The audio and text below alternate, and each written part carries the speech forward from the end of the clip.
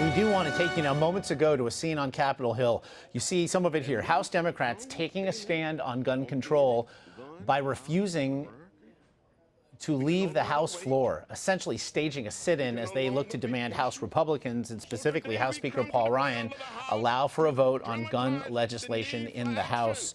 Not next month, not next year, but now, today. Sometimes you have to do something out of the ordinary. Sometimes you have to make a way out of no way. We have been too quiet for too long.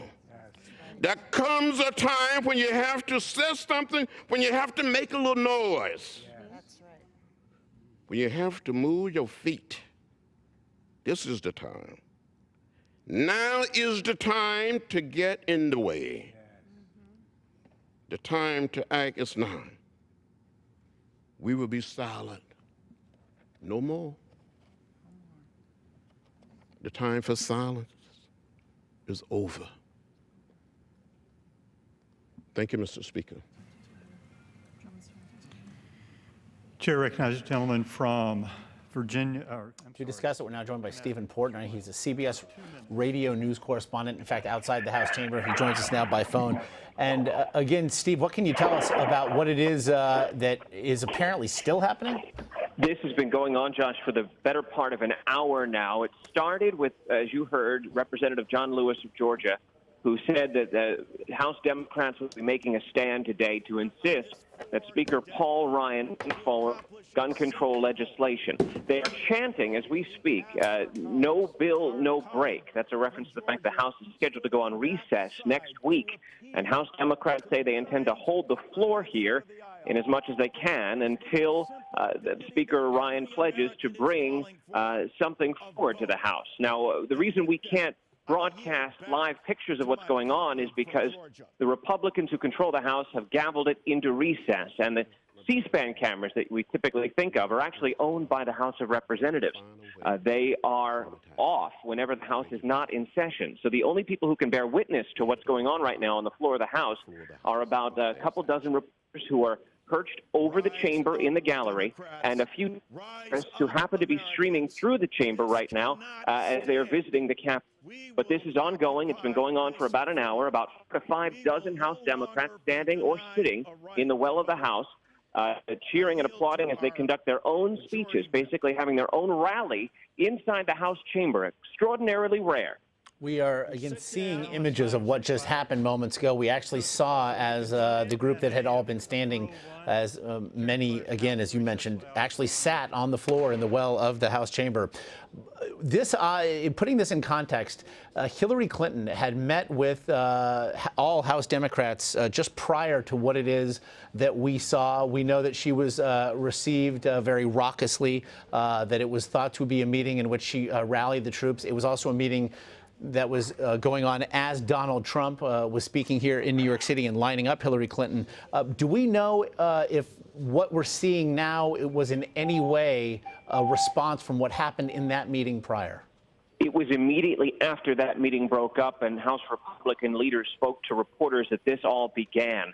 I don't know whether within the closed-door meeting with Secretary Clinton that this was mentioned, that this was the plan for the day, but it also happened as Donald Trump was addressing reporters in Lower Manhattan at his hotel, excoriating Hillary Clinton. This is all going on at the same time, and now House Democrats have basically drawn reporters' attention back to the floor of the House, which, again, is not in session, but they are holding this sit-in inside the House chamber. House Republicans have gavelled it out of session to prevent us from offering you live pictures. We also know that 4 amendments, 2 brought by Democrats, 2 brought by Republicans, with regard to gun control measures, failed to pass in the Senate. Do we know now what the response might be of the House Republicans, of course, led by Paul Ryan? Speaker Paul Ryan told reporters this morning that he would wait to see what happens next in the Senate. That with the failure of those 4 measures advanced on Monday, 4 measures offered on Monday to advance, there is now this bipartisan compromise emerging.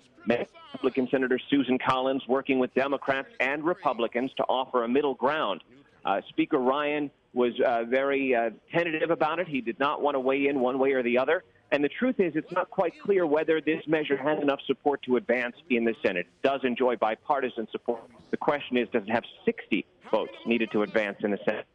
As you mentioned, the behavior again that we are seeing, and we are rolling back some video of what happened moments ago before the C-SPAN cameras cut out. It is an exceedingly rare occurrence. Was there any inclination that this was going to happen prior to its occurrence? Not before it started, but as it was starting, Steny Hoyer, the Maryland congressman who serves as the House Minority Whip, he's the #2 Democrat in the House, began tweeting that this would happen. Other members started tweeting that they would do it, and about 20 or so House Democrats took to the floor. Congressman John Lewis of Georgia began his speech. It ran about 5 minutes, and then before long it became clear that this was going to be an extended demonstration. A couple of weeks ago, last week, we saw the 15-hour actually a week ago today, Josh, the 15-hour filibuster on the Senate floor led by Connecticut Democrat Chris Murphy. Filibusters are part of the tradition of the Senate. They are not allowed on the House side of the Capitol. The House it basically rules by effectively martial law, with all the power vested in the Speaker of the House, Republican Paul Ryan.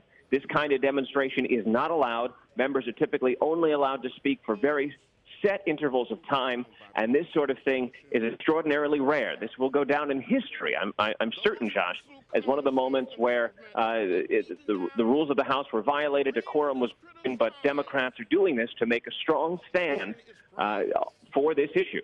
Certainly a remarkable stand in the wake, again, of the deadliest mass shooting in U.S. history.